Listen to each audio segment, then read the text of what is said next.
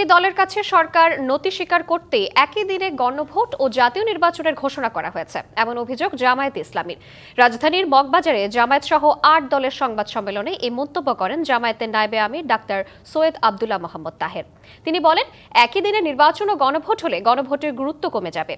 নির্বাচনের আগেই গণভোট আয়োজনের দাবি তাদের। ডাক্তার তাহেরের অভিযোগ, সরকার একটি দলের ফাঁদে পা দিয়েছে, সংস্কারকে গুরুত্বহীন করে তোলা হয়েছে এবং সরকার নিরপেক্ষ ভূমিকা পালন করতে পারছে না। সংবাদ সম্মেলনে বলা হয়, সরকার একটি দলকে নির্বাচনে আনার জন্য যেন তেন নির্বাচন করতে চায়, তবে ফেব্রুয়ারিতে নির্বাচনে অংশ নেওয়ার জন্য জামায়াত ইসলামী প্রস্তুতি নিচ্ছে বলেও জানানো হয়। সরকার খুব স্পষ্টভাবে বলেছেন যে জাতীয় নির্বাচন এবং গণভোট একদিনই হবে।